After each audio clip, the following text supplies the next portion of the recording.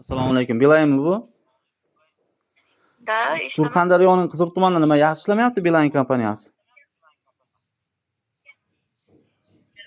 Xo'p. Internet yaxshi ishlamayaptimi? Nima ishlamayapti? Umuman internet yaxshi ishlamayapti. Telefondan ekan desam, bundan bunga o'tkazsam, baribir ham ishlamayapti. Uyda boshqalarga ham Beeline olib bergandim. Boshqalar sim kartasi bo'lsa, unda ham yaxshi ishlamayapti. Oila tarifidaman. O'zim. Misol cheksiz internetim ham bor. Surxondaryo viloyati qayerda dedingiz? Surxondaryo viloyati Qiziq tumani. Xo'p, tekshirib o'taman hozir manzilingizda. Tekshirib o'ting.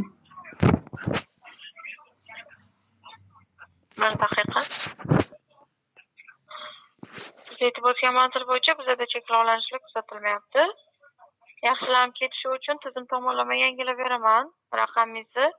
Aloqamiz yakunlangandan keyin telefoningizni o'chirib qo'yishingiz kerak bo'ladi 5-10 daqiqaga.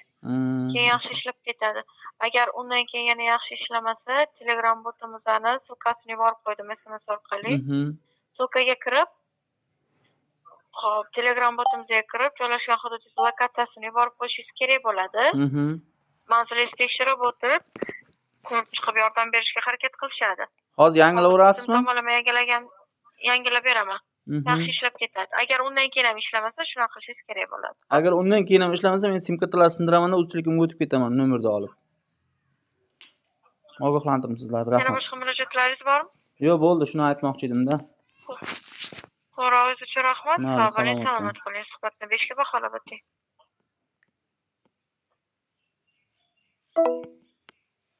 To'g'risi shunday qilish kerak edi aslida. Ishlamasa, shunday nomerni olish kerak, boshqa kompaniyaga o'tib olsa bo'ladi. Shuni bilarmidingiz?